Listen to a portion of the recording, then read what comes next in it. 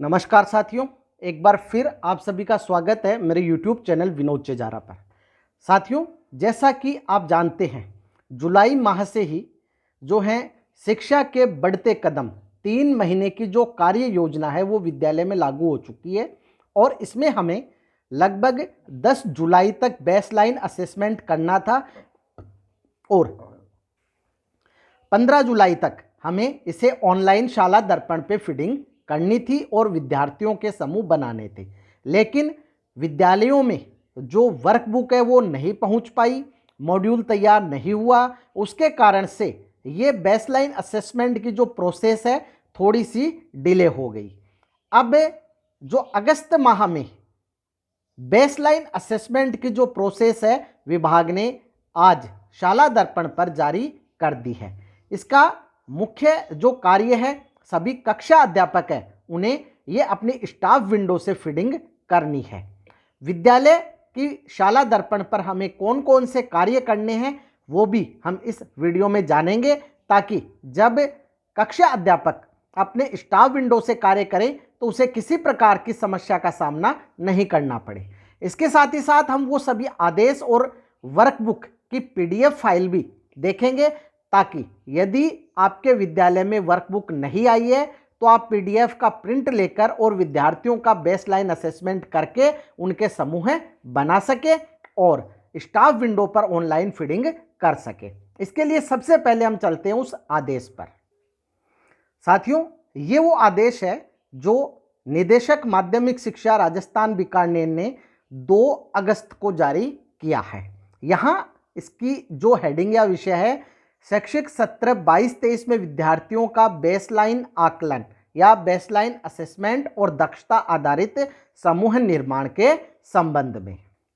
यहाँ आपको बताया गया है कि राजस्थान शिक्षा में बढ़ते कदम कार्यक्रम के तहत रेमेडियल जो कार्यक्रम है उसका प्रथम चरण है जुलाई से सितंबर तक 3 महीने का है, जो सत्र आरंभ के यानी 1 जुलाई से 10 जुलाई के भीतर हमें विद्यार्थियों के लर्निंग लेवल की जांच करनी है और बेसलाइन असेसमेंट करवाना है।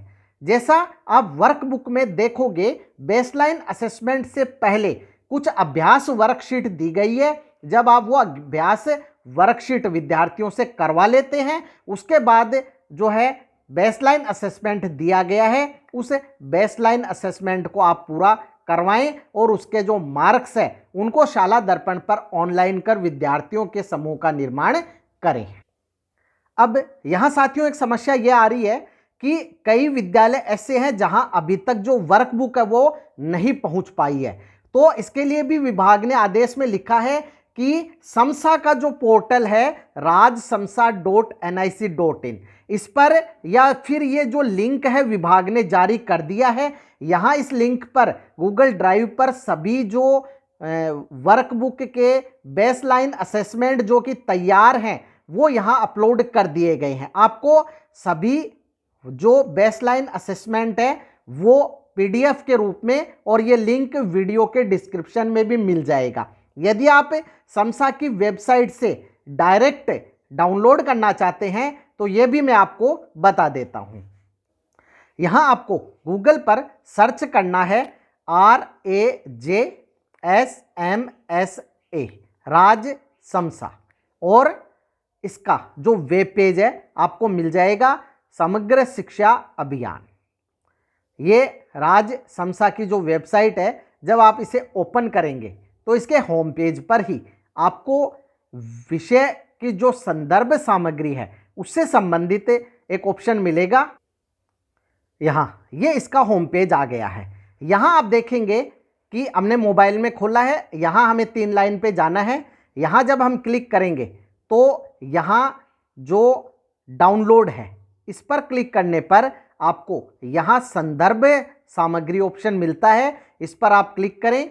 अब संदर्भ सामग्री में आप देखेंगे यहाँ जो वर्कबुक है ये आप देख पाएंगे, जैसे कक्षा 4 और 5 के लिए मैथ की, कक्षा 3 के लिए मैथ की, कक्षा 2 के लिए मैथ की और कक्षा 1 के लिए मैथ की जो वर्कबुक है यहाँ उपलब्ध है। यही जो वर्कबुक है इसके लिए जो लिंक है ये भी विभाग ने जारी कर दिया है।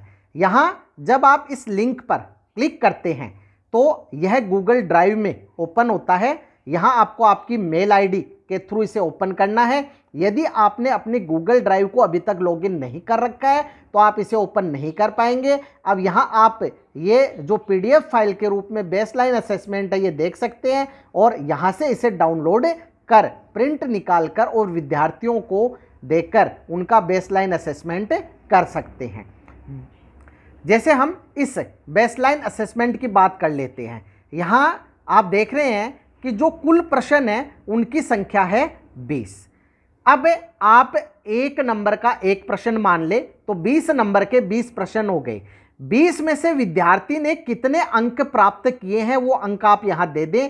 अब आप उसे यदि उसके 20 में से 60% से ज़्यादा नंबर है, जैसे मान लीजिए उसके नंबर हैं 18 तो 60% से ज़्यादा हो गए और उसे आपको समूह 1 में रखना है। और यदि विद्यार्थी के जैसे मान लीजिए 20 में से 12 नंबर ही है तो पूरे 60 जो है % होते हैं वह भी समूह 1 में ही रहेगा। अब यदि उसके 10 नंबर है तो उसके 60% से कम है तो आपको उसे समूह 2 में रखना होगा। ये समूह है जो हैं शाला दर्पण पर अपने आप बन जाएंगे, केवल आपको उनके अंकों की फीडिंग करनी है। यहाँ आदेश को हम आगे देख लेते हैं। विद्यार्थियों के द्वारा बेसलाइन असेसमेंट पूरा करने के बाद शिक्षकों को इसकी जांच करनी है और विद्यार्थियों द्वारा दिए गए सही उत्तरों की संख्या की गणना करनी है। प्रत्येक सही उत्तर 1 अंक का है। तो यदि 16 नंबर है तो 16 प्रश्नों के 16 नंबर मान ले और 1 अंक का मानते हुए उसके जो है नंबर दें। विद्यार्थी बेसलाइन असेसमेंट वर्कबुक में और वर्कबुक उपलब्ध न होने पर स्वयं की नोटबुक में भी कर सकते हैं। यहाँ आपको जो है विद्यार्थी के प्रदर्शन का वर्कबुक में रिकॉर्ड संधारण करना है और इसकी प्रविष्टि शाला दर्पण के मॉड्यूल में 5 अगस्त से प्रारंभ हो जाएगी। ये आज से ही प्रारंभ कर दी गई है। इसके आधार पर विद्यार्थियों का समूहीकरण करना है और उनको आगे का जो अध्ययन है वो कराना है। तो साथियों, यदि आपको वर्कबुक मिल गई है तो बेसलाइन असेसमेंट आप वर्कबुक में ही कर लें। यदि नहीं मिली है तो प्रिंट निकाल कर और उसमें करके और उनके पोर्टफोलियो फाइल में लगा दें।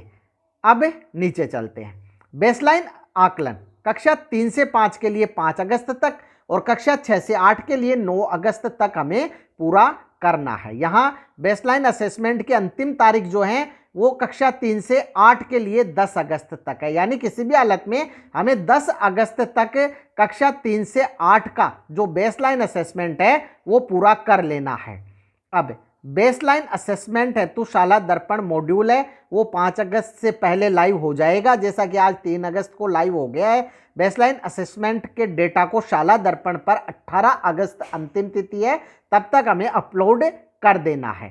अब यहाँ आप देख सकते हैं कि यहाँ समय भी दिया गया है और डेटा अपडेट करने की तारीख भी दी है। जैसे 18 अगस्त लास्ट डेट है, 9:30 से 10:30 AM तक जो है आप हिंदी का जो बेसलाइन आकलन है 5 अगस्त को 9:30 से 10:30 बजे तक ले लें और 18 अगस्त तक इसको अपलोड कर दे।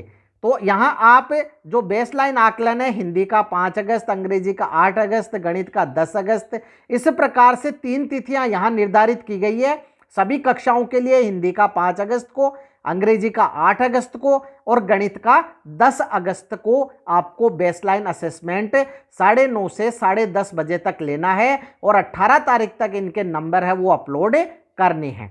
जिन विद्यालयों में उक्त वर्णित अवधि में किसी भी कारणवश परीक्षा नहीं होती है तो वे 12 अगस्त इसका रिजर्व डे रखा गया है, उस दिन बेसलाइन असेसमेंट करवा लें। और 12 अगस्त को जो है हमें ये भी ध्यान रखना है कि जो देशभक्ति गीतों का कार्यक्रम है वो भी होगा, तो इसके लिए हमें अलग से समय निर्धारित कर बेसलाइन असेसमेंट करवाना है। अब बेसलाइन असेसमेंट की डाटा की प्रविष्टि है, विद्यार्थियों के अंकों की प्रविष्टि हमें शाला दर्पण मॉड्यूल में करनी है। शाला दर्पण मॉड्यूल पर जो बेसलाइन असेसमेंट के विद्यार्थी के प्राप्तांक के आधार पर समूह निर्धारण अपने आप हो जाएगा। तो कक्षा समूह बनाने के लिए इस डेटा का उपयोग है जो शिक्षक है कर सकते हैं। ये डेटा पूरी तरह से शिक्षकों को उनकी कक्षा के प्रदर्शन के बारे में जानकारी प्रदान करने और कक्षा शिक्षण में उनकी सहायता के लिए एकत्रित किया गया है।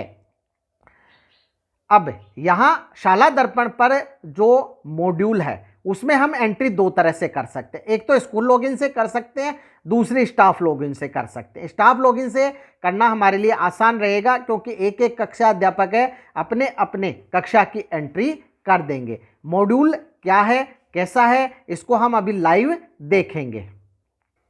अब साथियों देखिए, वर्कबुक में जो बेसलाइन असेसमेंट होगा उसमें 60% से अधिक स्कोर लाने वाले विद्यार्थी समूह 1 में रहेंगे और इससे कम स्कोर लाने वाले समूह 2 में रहेंगे।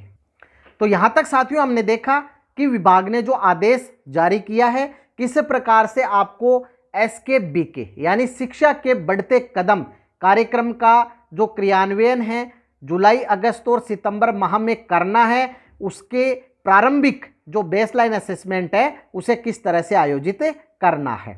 अब हम सबसे पहले चलते हैं विद्यालय की शाला दर्पण पर और वहां कौन कौन से जरूरी कार्य हैं जो कि हमें बेसलाइन असेसमेंट के बाद जो फीडिंग करते हैं उसको करने से पहले करने होंगे। इसके लिए हम लॉगिन कर लेते हैं विद्यालय की शाला दर्पण को। साथियों, जब हम विद्यालय की शाला दर्पण को लॉगिन कर लेते हैं तो यहां आप एक नया मॉड्यूल RKSMBK राजस्थान शिक्षा में बढ़ते कदम देखेंगे। जब हम यहां क्लिक करते हैं तो यहां हमें 2 ऑप्शन मिलेंगे, बेसलाइन असेसमेंट डाटा रीसेट और बेसलाइन असेसमेंट।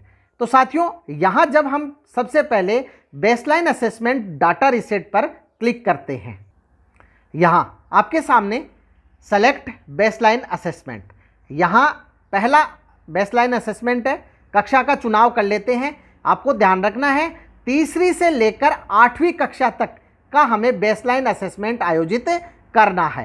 कक्षा 3 का हमने चुनाव कर लिया है। सेलेक्ट सेक्शन ए, सेशन यहाँ ऑटो ही आ रहा है, यही एक सेशन यहाँ दिखाई देगा और शो पे क्लिक करते हैं। अब यहाँ हम देखेंगे कि करंट स्टूडेंट यहाँ आप देख रहे हैं 17 है और स्टूडेंट इन बेसलाइन में भी 17 है।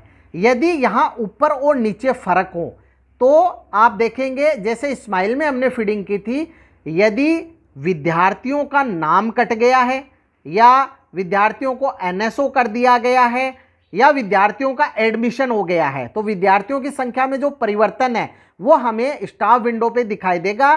तो हमें क्या करना है, यहाँ से सिंक्रोनाइज करना है स्टूडेंट बेसलाइन डाटा को। इस पर क्लिक करेंगे और सिंक्रोनाइज करेंगे तो बेसलाइन जो डाटा है वो सक्सेसफुली रीसेट हो जाएगा। इस तरह से आप जो डाटा है एक एक कक्षा का वो सेलेक्ट करें और यहाँ से एक बार डाटा रीसेट कर दें। जैसे यहाँ 12 स्टूडेंट ही है तो यहाँ आपको डाटा रीसेट करने की आवश्यकता नहीं रहेगी। तो साथियों यदि विद्यार्थियों की संख्या में परिवर्तन आ रहा है तो आप डाटा को रीसेट कर दें। अब हम चलते हैं दूसरे ऑप्शन पर।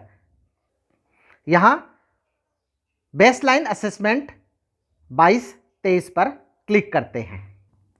क्लिक करने के बाद यहां आपको 3 ऑप्शन मिलते हैं, पेंडिंग, फील्ड और बोथ। इनका मतलब यह है जैसे मान लीजिए आपने बेसलाइन असेसमेंट लिया और उस दिन कोई विद्यार्थी नहीं आया, विद्यालय एब्सेंट रहा, तो आप उसका बेसलाइन असेसमेंट नहीं ले पाए तो उसका आप 12 तारीख को ले सकते हैं। बाकी विद्यार्थियों के आप नंबर चढ़ा दें। तो अगर आपको पेंडिंग विद्यार्थियों की सूची देखनी हो तो यहां से देख सकते हैं। चूंकि अभी तक हमने किसी भी विद्यार्थी का बेसलाइन असेसमेंट नहीं लिया है तो जब हम क्लास सेलेक्ट करेंगे तो यहाँ सारे के सारे विद्यार्थी हैं वो प्रदर्शित हो जाएंगे। यहाँ आपको 3 ही विषय मिलेंगे बेसलाइन असेसमेंट, क्योंकि 3 ही वर्कबुक है, हिंदी, इंग्लिश और मैथ। जब हम हिंदी पे क्लिक कर और शो पे क्लिक करते हैं तो यहाँ आप नीचे देखेंगे कि टोटल 17 विद्यार्थी हैं और 17 का ही अभी तक बेसलाइन असेसमेंट नहीं हुआ है। यहाँ आप इस बेसलाइन असेसमेंट हिंदी में उसके जितने अंक आए हैं वो यहाँ भर दें। तो अंक भरने के बाद उसका ग्रुप अपने आप सेलेक्ट हो जाएगा। सभी के अंक भरने के बाद सेव ऑल पर क्लिक कर दें। यह कार्य आप स्टाफ विंडो से सभी कक्षा अध्यापक आसानी से कर पाएंगे। अब साथियों अगला जो कार्य है जो दो इंपॉर्टेंट कार्य है, एक है कक्षा अध्यापक का चयन, एक है विषय अध्यापक का चयन। तो यहां आपको जो कार्मिक टैब है, इस कार्मिक टैब यहां आप देखेंगे कि